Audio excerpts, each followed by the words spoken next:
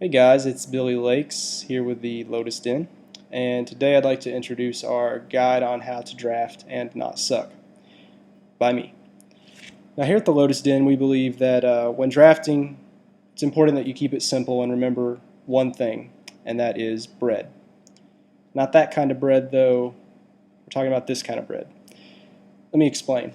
Bread is basically an acronym. Each letter means something different. It helps you remember important cards to take during the draft so that you can get the best cards possible. B stands for bombs. Bombs are basically cards that, when they hit the table, they drastically alter the game. Such as this guy right here. He's a planeswalker. He has 3 awesome abilities, and when he resolves, if your opponent doesn't have an answer to him immediately, he's probably going to die. Same for Fireball. It's not a planeswalker, but it can take out your opponent's bombs. It can take out a number, if not all of their creatures, or it can kill your opponent flat out. Definitely makes this card a bomb. Or this is a bomb. Grave Titan is just a normal creature. However, it has 2 great abilities. Basically, all 3 of these cards fit into the bomb category, which, to recap, is just anything that can have a major effect on the game and is generally awesome. That last part's important. Moving on to R, which is removal. Removal is generally cards that get rid of your opponent's creatures. Lightning Bolt is an example. It can deal damage to your opponent or it can kill a creature. In Limited, it's usually used to kill creatures. Pacifism, these types of cards are overlooked as removal because they don't technically remove the creature from play, but as you can see, it makes it to where the creature cannot attack or block, which effectively removes the creature from combat. You also have Doomblade, which is a classic example of removal. Basically, these 3 cards, once again, they fall into their respective category. Removal is anything that gets rid of creatures. Now, E, I've heard different things here. I've heard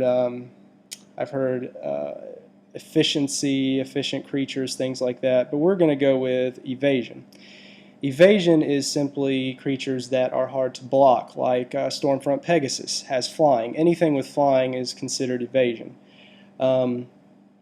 Unblockable, being unblockable is a type of evasiveness. And then lastly, you have abilities like Fear or Shadow, such as on this Dothy Horror. And some people consider cards that make your creatures unblockable or give them flying, or some make them somehow evasive, consider that to be part of evasion as well. So just to recap once again, evasion is creatures that make dealing damage to your opponent easier, or spells that make dealing damage to your opponent easier. This next section, A, there's also some dispute about what it should stand for, but I chose assistants. Assistants are basically your normal run-of-the-mill creatures, such as this guy, or this guy. As you notice, none of them have special abilities. There's nothing special about them. They're just solid creatures, nothing more than that. They're not great, they're not terrible. You're going to have to fill your deck out with these guys at the end, and they're actually fairly important. Spells can also fall into this category, spells that aren't terrible but are not great either, cards that maybe help you draw more cards, things like that. So basically assistants are functional, decent cards is really all they are. Now this last category, I don't know how it got this name, but it stands for dregs. Dregs are basically cards that you don't want to play but you have to. Leftover crap that you unfortunately have to play is our official term for it. I'm not going to give examples of these cards because everyone knows what they are. You have them, you've drafted them, you had to draft them, they got past you at the very end. You know, you're stuck with them, and you're probably going to have to play them from time to time. Now, deck construction. This is important, and a lot of people overlook it, I think, because you'll see people with their decks, you build a 40-card deck, of course, so your deck is 40 cards. We'll just leave it at that. Don't question me on this. Lands, these guys, you want to run generally 17 to 18. Depending on how your deck produces mana or doesn't, you could maybe go with less or more, but I usually always run 17 no matter what. Moving on to creatures, like this guy right here, you want 14-ish. When I say 14-ish, I mean I've seen decks with 16 or 17, I've seen decks with as few as 11 or 12, but I generally run around 14. And if you look at even big events, Pro Tours and such, and Grand Prix, you'll see that people usually play around 14.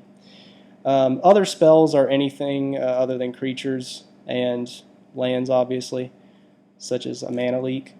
Usually you want to run 9-ish of those. It all depends on your land count and your creature count, but generally you want to run around 9 of these guys. Now, deck colors. Depending on the format that you're playing, some limited formats you can play 3 colors or more. I've done this before. However, most formats you want to stick to 1 to 2 colors and maybe splash a third. When I say splash a third, I mean, let's say you're playing a let's say you're playing a black and a green deck. All of your cards are black or green, but you happen to draft a fireball, a great bomb. And you can maybe splash for that fireball. When I say splash, I mean throw in a couple, 3 mountains, and just hope that you get those in the same time you get your fireball. And it works out a lot more than you would think since you're playing a 40-card deck. Mana curve is something else people greatly overlook. Mana curve is essentially a scale somewhat like this, and I know this is hard to keep track of, especially when you're drafting. But basically, and the numbers don't have to match up like this, but you want very few 1-drops, you want very few 6-drops, or high drops, 7 drops, 8 drops, whatever. And you want most of your drops to be in the middle. So as you can see, it builds up, it pyramids sort of in the middle around the 3 and the 4 range, and then it drops back down. So you want your deck to have, as I said, very few 1-drops, more and more as we go up towards the middle, and then less as we go back towards the higher mana costs. And if you do that, your deck will have a nice curve to it, and it just makes things run really smoothly. Well, guys, that is pretty much it. Thanks for checking out our draft guide. Hopefully it helps you guys out, especially those of you that want to participate in our Lotus Cup tournament series.